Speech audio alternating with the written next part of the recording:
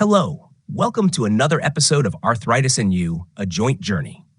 Today, we've got something special lined up, so buckle up because it's time for the deep dive. Let's give a warm welcome to our hosts, Arthur and Sarah. Okay, let's unpack this. Think of your daily energy cycle like your smartphone battery. Right. Use it up during the day, plug it in at night. Yeah, simple enough. Right. But if you are someone managing fibromyalgia, it's like having a smartphone with an incredibly finicky charging port. Oh, that is such a good analogy. Right, because if the cord isn't angled exactly right, or, if the environment isn't perfectly calibrated, the connection is just slightly off. And then you wake up the next day on like 10% battery. Exactly. Just wondering how on earth you're going to function. So welcome to a very special deep dive tailored specifically for arthritis and you, a joint journey. So glad to be doing this one. Today, our mission is completely focused. We are decoding 10 evidence-based sleep strategies, and these are sourced directly from the experts at askreum.com. And we're really looking at this specifically through the lens of fibromyalgia today because, for anyone navigating this condition or really any rheumatic disease restorative sleep isn't just like some luxurious wellness goal. No, it's totally not. Right. It is a fundamental structural pillar of managing your daily symptoms because when you get that deep consolidated sleep, you're directly supporting your central nervous system's ability to cope with pain. Right, and process all that fatigue. But as the source material points out, achieving that sleep means looking at the problem from a totally different angle. It really does. Which is exactly what blew my mind in these sources. Yeah. Because, if you want to fix your sleep, your first instinct is probably to look at what you're doing at, 11 p.m. Naturally, yeah. But according to the research, fixing your night doesn't start in the dark. It begins the exact millisecond you open your eyes in the morning. It's all connected. The biological reality is that sleep and wakefulness are not two separate states. They are this continuous 24-hour loop. A loop, right. Yeah. So the moment you wake up, you are laying the biochemical foundation for how you will sleep that night. And this brings us right to tip 10, which is that the very first tool you need to use is bright light exposure. Paired with an active start to your day, right? Exactly. Let's talk about the why behind that, because it's not just about, trying to wake up. It's about lux levels, right? We need that bright, ideally natural light hitting our retinas to basically send a memo to the brain. That is precisely what's happening. When bright light hits those receptors in your eyes, it sends a direct signal to the master clock in your brain. Okay. And that suppresses melatonin, which is your sleep hormone, and it triggers a healthy spike in cortisol. Now, cortisol gets a bad rap, right? Yeah. People hear stress hormone and panic. Oh, constantly. But a sharp early morning peak is exactly what you want. It clears out the brain fog and establishes a distinct marker that the day has begun. So you're creating a stark contrast. Right. The more clearly your body understands what awake feels like, the more clearly it will understand what a sleep should feel like, 15 hours later. Okay. And this leads to tip 1, creating that contrast requires a level of discipline that can feel, honestly, borderline impossible. It's really tough. Because the experts at askreum.com are incredibly firm on this. They say you must get up at your exact planned time every single morning. Every single morning. Regardless of how terribly you slept the night before.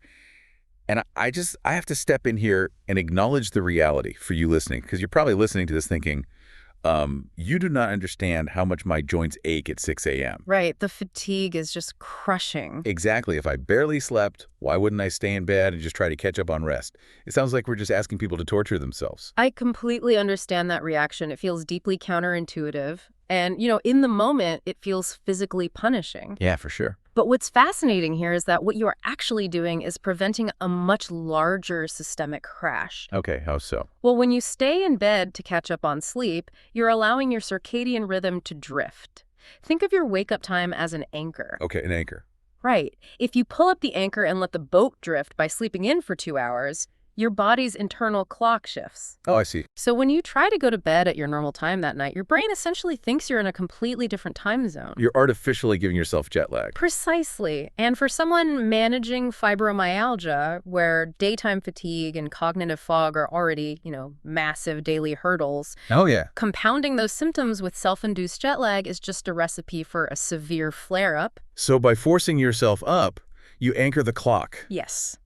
You're suffering a bit today to guarantee that tomorrow's sleep drive is functioning properly. You are paying for tomorrow's sleep with today's discipline. I like that.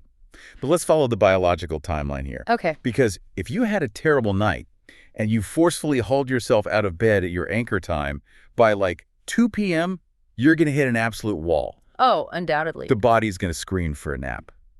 Which brings us to tip 2. Right. And this introduces the concept of sleep pressure, which is driven by a chemical in your brain called adenosine. Adenosine, okay. Yeah. From the moment you wake up, adenosine starts building up in your brain like a metabolic receipt for being awake. Wow. And the longer you're awake, the more adenosine accumulates, creating this heavy, undeniable pressure to sleep. So when you sleep at night, you clear out all that adenosine so you can start fresh. Exactly. So if you take a 2-hour nap in the middle of the afternoon, you're essentially opening the valve and letting all that carefully built up sleep pressure escape. You are stealing from your nighttime sleep drive. If you drain that adenosine in the afternoon, when 10 p.m. rolls around, you chemically do not have enough sleep pressure to pull you down into deep restorative sleep. Makes sense. This is why the primary advice is to avoid napping entirely, by staying as active as your condition allows. But let's be pragmatic. With a chronic fatigue condition, sometimes the body simply shuts down. A nap isn't a choice, it's a physiological mandate. Oh, absolutely. And the experts account for that reality. If a nap is non-negotiable, you just have to follow a strict protocol to protect your nighttime sleep. Which is what? It must be a power nap of roughly 10 to 20 minutes, and it must be completely finished before 3 p.m. 10 to 20 minutes. That is basically just closing your eyes, taking a few deep breaths, and immediately waking up. It's short, yeah. But it's just enough to shave the very top layer off that adenosine pressure, taking the sharpest edge off the fatigue, without allowing your brain to descend into the deeper stages of the sleep cycle. Because if you hit deep sleep... Right, if you hit deep sleep during the day, waking up will leave you with that groggy, disoriented sleep inertia, and you've ruined your sleep drive for the night. Okay, so we've built our daytime foundation. We anchored our morning with bright light. We weathered the afternoon without destroying our sleep pressure.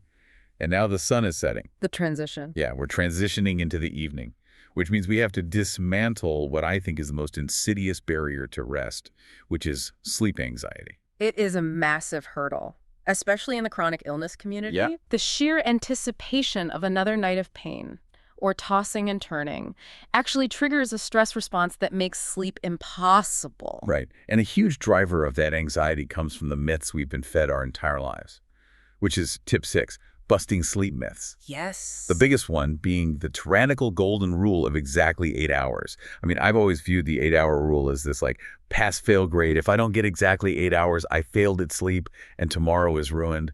Is that not true? That myth is deeply destructive. The source material emphasizes that holding yourself to a rigid 8-hour quota actively generates sleep anxiety. Really? Oh, yeah.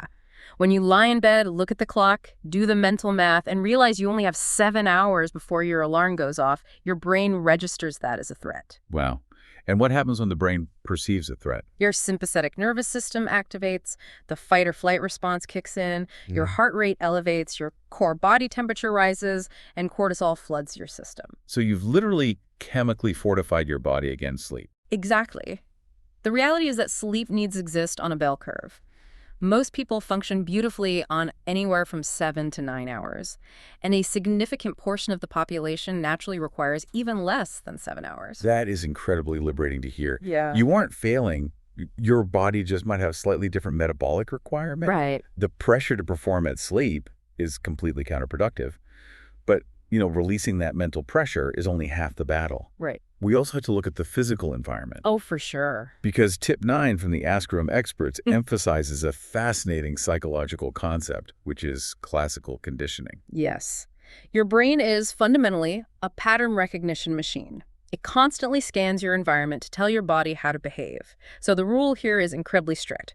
Your bed should only be used for sleep, sex, and sickness. Period. Okay, so when I'm sitting in bed, propped up on pillows, answering work emails on my laptop, or, doom scrolling through social media, I am actively sabotaging myself. You are literally rewiring your brain's associations.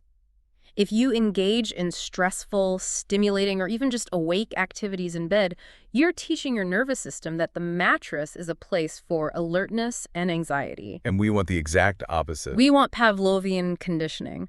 We want your brain to recognize the feeling of the sheets and the pillow as a mandatory cue to shut down. You want the bed to be a biological trigger for sleep, not a trigger for checking your calendar. Exactly. But to get the brain ready for that trigger, we have to transition out of the waking day. You can't just slam a laptop shut and expect your brain to immediately power down, right? You have to actively incorporate relaxation techniques, which is tip 7. Right. Going back to your analogy at the beginning, the brain is not a light switch, it's a dimmer switch. A dimmer switch. I love that. The transition takes deliberate effort, and the sources highlight several techniques to guide your nervous system into that rest state. Reading under low, warm light is a classic for a reason. It focuses the mind on a singular, non-threatening narrative, moving you away from the day's anxieties. They also highly recommend the 4-7-8 breathing exercise. Yes. So you inhale quietly through your nose for 4 seconds, you hold that breath for 7 seconds, and then you exhale completely through your mouth with the whoosh sound for 8 seconds. Very specific. Yeah, but I want to dig into how this works. It's not just a distraction, right? It's a mechanical lever for the nervous system. It absolutely is. When you extend your exhale to be twice as long as your inhale, you are directly stimulating the vagus nerve. Okay. The vagus nerve is the superhighway of your parasympathetic nervous system, the rest and digest network. Oh, okay. By mechanically forcing a long exhale, you're sending a biological command to your heart to slow down, which subsequently lowers your blood pressure and signals the brain that you are safe. It's essentially hacking your own biology to force a state of calm. They also suggest progressive muscle relaxation, which feels incredibly relevant for a fibromyalgia diagnosis. You start at your toes, intentionally tensing the muscles for a few seconds, and then completely releasing them, slowly working your way up to your jaw and forehead. Well, for someone dealing with chronic joint and muscle pain, the body often exists in a state of constant subconscious guarding. You're holding tension just to get through the day. Right. Progressive muscle relaxation brings conscious awareness to that tension. By deliberately tensing and then fully releasing the muscle, you are teaching the body how to actually let go of that physical guarding, which is a prerequisite for descending into the sleep stages. Okay, here's where it gets really interesting. Let's say you've done everything right. You got your morning sunlight, you didn't nap, you let go of the 8-hour myth, you did your 4-7-8 breathing, your bed is a sanctuary. You've checked all the boxes. Exactly. You slip under the covers, and sleep simply refuses to come. Oh, the worst feeling. You are wide awake, staring at the ceiling. This is where the source material pivots from preventative habits to active in-bed troubleshooting. And tip 4 is remarkably counterintuitive. Yes, it is. When sleep goes wrong, our instinct is to try harder. We think, I'm exhausted, I need to spend more time in bed to maximize my chances of sleeping. Yeah. But the clinical intervention for insomnia actually requires the exact opposite. Spending less time in bed to improve sleep, that sounds like telling a starving person to spend less time in the kitchen. How does that make sense? If we connect this to the bigger picture, it comes down to sleep consolidation. Let's look at it differently. Imagine you have a week's worth of clothes, and you throw them loosely into a massive, oversized trunk. Okay. They slide around, it's disorganized, and it takes up way too much space. That is fragmented sleep. Spending 9 hours in bed, but only getting 6 hours of broken, low-quality rest. But if you take those same clothes and meticulously pack them into a smaller carry-on suitcase, everything is tight, secure, and highly efficient. Exactly. By intentionally delaying your bedtime and restricting your sleep window, you build up a massive amount of that adenosine sleep pressure we talked about earlier. Oh, wow. You compress the sleep. You force the time you spend in bed to be deep, uninterrupted, and highly efficient. So it's about quality over quantity at first. Right. Once your sleep efficiency improves, meaning almost all the time spent in bed is actual sleep, you can slowly start unpacking that suitcase, gradually moving your bedtime earlier in 15-minute increments. That takes an immense amount of trust in the process, because you're deliberately staying up later when you already feel terrible. It does. Which brings us to tip 3, a vital distinction the experts make. You must establish a specific bedtime and never get into bed early. If you aren't sleepy, stay up until you are. We have to differentiate between physical exhaustion and neurological sleepiness. With a rheumatic condition, your muscles and joints might feel completely depleted by 7 p.m. You are exhausted. Yeah, totally drained. But if your brain isn't producing the signals of sleepiness, heavy eyelids, yawning, a drop in core temperature, getting into bed will just result in you lying awake, frustrated, and in pain. Do not get into bed until the sleepiness is undeniable. Okay, so you wait until you are genuinely sleepy. You get in bed, and then, boom, wide awake again. The classic 2 a.m. wake up where your brain just clicks on. Oh, it's so frustrating. Here's where tip 5 introduces the circuit breaker. The roughly 20-minute rule. Yes. This is non-negotiable stimulus control. If you cannot fall asleep, or if you wake up and cannot get back to sleep within roughly 20 minutes, you must physically remove yourself from the bed. You literally get out from under the covers and leave the room. Yes. If you stay in bed tossing and turning, you are actively destroying that classical conditioning we worked so hard to build. You're teaching your brain that the bed is a battleground. You have to break the circuit. You go to a comfortable chair in another room, keep the lights extremely dim, and engage in a mundane, low-stimulation activity until you feel that heavy wave of sleepiness return. Only then do you go back to the bed. But the sources include a massive, bold print caveat to this 20-minute rule. Yeah. Do absolutely nothing that involves looking at a clock. You cannot check your phone. You cannot look at the glowing numbers on the nightstand to see if 20 minutes have passed. The glowing red numbers are the enemy of sleep. The moment you look at the time, your brain instantly engages in mental math. Oh, yeah. It's 3 a.m. My alarm goes off at 6. Right. I'm only going to get 3 hours of sleep. Tomorrow's going to be a disaster. Instantly, your amygdala fires, cortisol spikes, your heart rate jumps, and your sleep drive evaporates. So what do you do? You simply estimate the time. If it feels like it's been a frustratingly long while, just get up. Now, what if you are in bed, it hasn't been 20 minutes, but your mind is already starting to spin up? You know, the pain is nagging at you, the anxieties of tomorrow are creeping in. Tip 8 gives us tools for this too, specifically focused on distracting your mind. The problem with a racing mind is a concept called ironic process theory.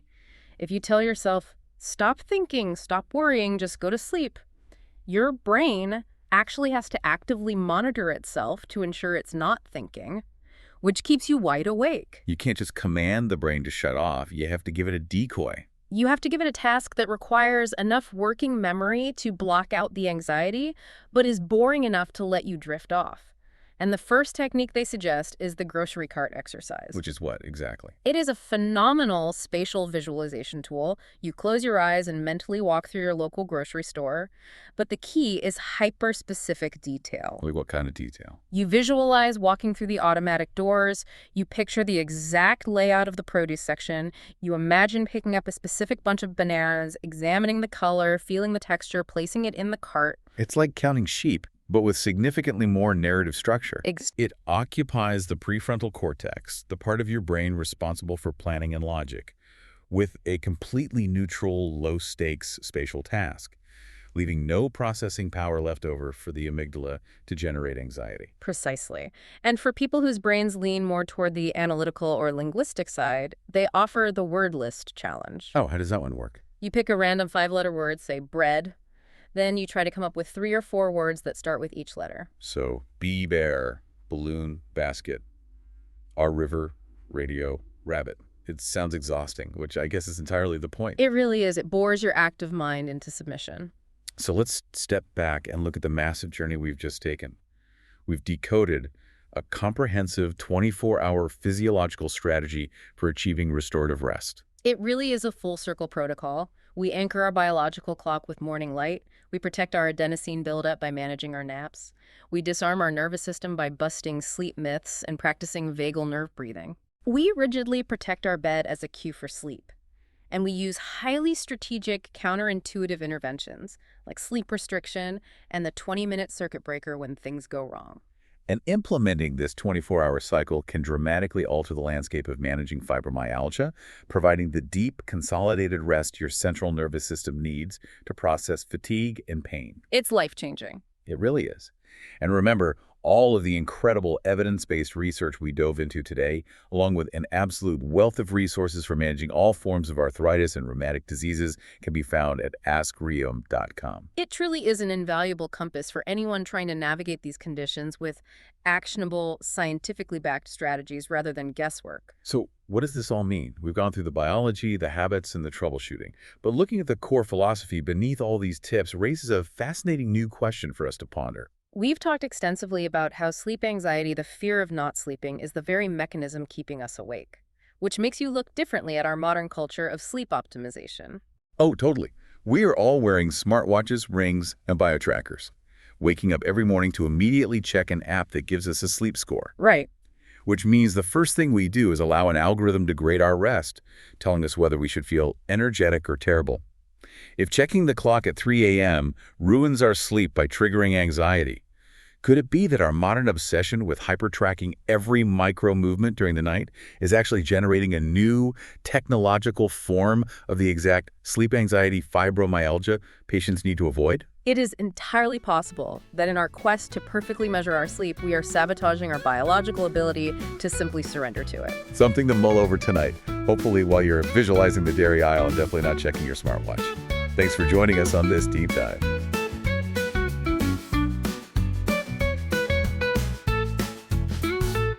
This has been another episode of Arthritis and You, A Joint Journey, brought to you by the Rheum team from albertarheumatology.com, your trusted evidence-based suite of resources available 24/7.